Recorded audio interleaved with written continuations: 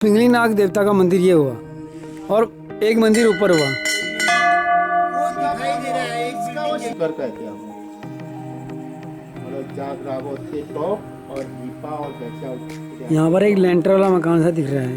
हाँ वहाँ है धर्मशाला हुआ वो जाग रावत लोगों ने बना रखा है, जिसमें से भागवत कथा था होती है उसमें से ठीक है हुआ तुमने बना रखा है। लगभग उसको 10-15 साल हुए हैं।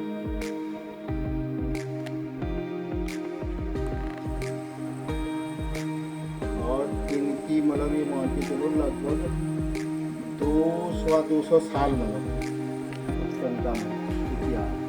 कितना 200 मेला टाइप का भी लगता है मतलब बैसाखी कार्तिक माह का मतलब चौथी कहते हैं भैया दूध के दूसरे दिन इस मंदिर में। और नवरात्रि भी बैठते हैं और सोच के जो 10 दिन नॉर्थ पे जो होते हैं वो भी बैठा जाता है इसमें। और उसके बाद साल के और पर्वों में भी पूजा पाठ होती है। सारे नागों पे पूजा के बाद लास्ट पूजा यहाँ होती है। अच्छा, सब जगह के नागों के पहले पूजा होने के बाद तो लास्ट पूजा भी इस नाग का यहाँ पर वैसे कायना हो गया सामने, पीछे पिंगली नाग हो गया। ये भी पिंगली नाग के ये भी पिंगली नाग वैसे नंदा गोबा शनि के नाम से जाना जाता है इनको। और वह पिंगली नाग का ही मतलब अच्छा नंदा गोबा शनि के नाम से जाना जाता है। और एक मतलब यहाँ हुए तो एक बरसात में हुए 2 बहनें हुए। हाँ ऐसा पिंगली नाग फीमेल हुआ। मतलब वो मर्दी हुई हाँ ऊपर में। अच्छा ये और वहाँ बरसात।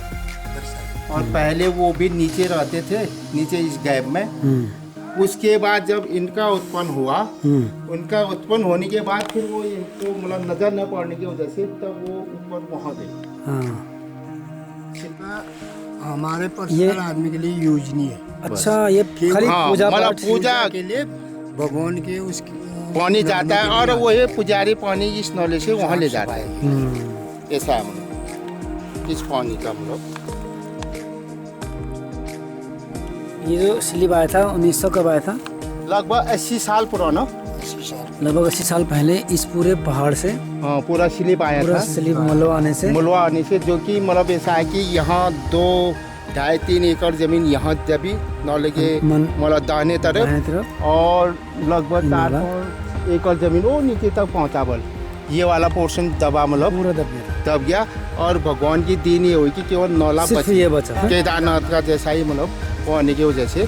आज से करीब 90 साल पहले एक बहुत बड़ा फ्लड यहाँ पे आया था। सिर्फ यही नाला उस फ्लड में बचा था, ठीक उसी तरह से जिस तरह से केदारनाथ मंदिर बचा था उस फ्लड। ये तो बहुत ही अद्भुत माया है कि केदारनाथ की जैसी। यही वो नाला है, पौराणिक ऐतिहासिक बहुत ही शक्तिशाली, इसमें दिव्य शक्तियों से भरा हुआ नाला है। जबकि ऊपर से इतना टनों मलबा आने पर ये सब दबा है इसके दाएं बाएं और सिर्फ बीच में ये बचा हुआ। इसको छुआ भी नहीं ना, मलबा आया ही नहीं इसमें। इसमें आया ही नहीं। ये नौला उसी कह रहा मतलब ये पिंगली नाग बंदी का नाला है जिसके जल से आज भी पिंगली नाग जी का अभिषेक होता है। और आज भी इसको आम पब्लिक यूज नहीं करती है, सिर्फ पूजा पर्पज के लिए पंडित जी इसको नहा के पर्व में ही यूज़ करते हैं। बाकी समय ये बिल्कुल अछूत रहता है। पब्लिक के यूज़ करने के लिए ये जो नाला दिखाई दे रहा है, जो कि काफ़ी लंबे समय तक लोगों ने इसका यूज़ किया है, पूरे गांव के लोग इसका यूज़ करते थे। आज की डेट में तो घर घर नल है और तमाम चीज़ें हैं। अब ये चीज़ें सब बंजर पड़ी हैं, ऐतिहासिक धरोहर हमारे खोने को तैयार है। अभी भी इसके अंदर पानी बहुत अच्छी कंडीशन में है। आगे हम आपको दिखाएंगे पिंगली नाग जी के आशीर्वाद से जो पानी का झरना बना है गाँव पे, बहुत ही अछूत झरना है, बहुत ही खूबसूरत। तो दोस्तों, चाहे ये झरना हो या फिर पिंगली नाग जी से जुड़ा हुआ इतिहास और उससे जुड़े हुए कई और साक्ष्य मंदिर हैं, पिंगली नाग जी का घोड़ा है, उनका नौला है, कई और चीज़ें, चाहे फिर धनवन कार्की जी का एक 9 पत्थरों से बना हुआ एक मकान है जो आज लगभग अदृश्य हो चुका है। और काईनाग जी हैं, उनका इतिहास है, कोलगाड़ी जी का इतिहास है, या फिर बांगाड़ में बनी हुई रहस्यमयी सुरंगों का इतिहास है। इस तरह की हज़ारों चीज़ें हमारे आसपास में हैं जिनसे हम आज पर्यटन को बहुत बड़े स्तर पर डेवलप कर सकते हैं अपने इलाके में। हम आज कहते हैं कि बेरोज़गारी बहुत है, पलायन बहुत हो रहा है और रोज़गार के अवसर नहीं हैं। अरे हम अपने आसपास के इतना बड़ा इंडस्ट्री को छोड़ के जा रहे हैं और हम कुछ करने को तैयार नहीं, तो कैसे हमारे पास रोज़गार आएगा और कैसे माइग्रेशन रुकेगा। गवर्नमेंट तो बहुत सारी स्कीमें दे देगी, काम तो हमें करना पड़ेगा ना। तो आइए आज हम सब लोग मिल करके इस तरह की आसपास की धरोहर को संजो करके इसको पर्यटन से जोड़ने की कोशिश करते हैं और हमें पूरा यकीन है कि एक दिन बहुत बड़े लेवल पर यहाँ पर रोज़गार के अवसर पैदा होंगे और जितने लोग माइग्रेशन करके गए हैं वो ज़रूर वापस आएंगे और टूरिज़्म को बहुत बढ़ावा मिलेगा।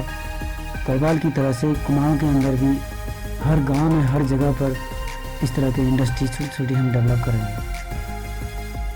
खोज और तहकीकात के इसी क्रम में हमें एक नाम मिला जिनका जो है धनमन कार्की, मतलब जो कि उस समय के बहुत ही धनी व्यक्ति हुआ करते थे और बहुत बड़े ज्योतिष और तांत्रिक भी हुआ करते थे। उनकी बहुत सारे किस्से कहानियाँ हैं। उनका एक 9 पत्थरों से बना हुआ एक मकान जो कि अब खंडहर में तब्दील हो चुका है, उसके बारे में काफ़ी कुछ सुनने के उत्सुकता के लिए हम वहाँ पे गए थे, लेकिन हमें वो चीज़ जानकारी वो के हिसाब से वो चीज़ मिला नहीं। पूरा पेड़ पानों से कांटों से घिरा हुआ है और उसमें काफ़ी सांप, बड़े बड़े सांप उसमें रहते हैं, इसलिए लोगों ने काफ़ी मना किया कि उसमें हम जाके कुछ नहीं कर सकते। फ्रेंड्स, ये झूला पुल की ओर जो रास्ता जा रहा है दोनों ओर उसकी फेंसिंग है और ये काफ़ी बहुत समय पहले ही शायद बन चुका होगा। तो एक बहुत अच्छी कैंप साइट है। ये है जो रास्ता जा रहा है, ये है भट्टी गांव की ओर जाता है और भट्टी गांव से फिर कालीनाग की ओर का रास्ता है। 3-4 रास्ते कालीनाग की ओर जाते हैं, उनमें से एक रास्ता ये भी है। प्रेम नगर के पास से एक बाइफर्केशन में छोटा सा पगडंडी जाती है। ये बहुत ही अच्छी कैंप साइट है। इसमें बहुत अच्छे छोटे से नेचुरल स्विमिंग पूल के रूप में, जो कि बहुत कम गहरे भी हैं, उसको हम यूज़ कर सकते हैं। आने वाले 31 के लिए हम यहाँ पे कैंपिंग का प्लान कर रहे हैं ताकि इस जगह को हम प्रमोट कर सकें, टूरिज़्म से जोड़ सकें और स्थानीय लोगों के लिए रोज़गार के अवसर हम पैदा कर सकें। तो आप लोगों का जिसका भी इंटरेस्ट इस तरह की एक्टिविटी में है, विधि में है, वो हमें ज्वाइन कर सकते हैं आने वाले 31 को। और फिर हम इस एक्टिविटीज़ को रेगुलर ही करने का भी हम यहाँ पर प्लान करेंगे। पर्यटन विभाग के भी संज्ञान में हम इसको ला के डेवलप करने का कोशिश करेंगे। बहुत ही सेफ जगह है, बहुत अच्छा, बिल्कुल क्रिस्टल क्लियर वाटर इसमें है, गर्मियों के लिए बहुत अच्छा है। अमरूद के बगीचे आसपास में हैं, तो बहुत कुछ यहाँ पे है जिसको हम टूरिज़्म से जोड़ सकते हैं और एक बड़ी अपॉर्चुनिटी सबके लिए, बहुत बड़े इलाके के लिए, सारे गाँव के लिए लगभग हम यहाँ पे पैदा कर सकते हैं। तो ये देखिए एक बहुत बड़ा बंजर एरिया है जिसमें बहुत सारे खेत हैं। तो ये कैंप साइट बन सकती है या फिर इसमें ऑर्गेनिक सब्जी का उत्पादन हो सकता है। बहुत संभावनाएं हैं। हम लोग थोड़ी थोड़ी इसे पैसों के लिए हम लोग बाहर जाके जॉब करते हैं और इतनी खूबसूरत जगहों को, इतनी अच्छी हिस्टोरिकल चीज़ों को हम छोड़ के जा रहे हैं। तो ये अच्छा नहीं है। आइए हम सब लोग मिलकर इसको डेवलप करें।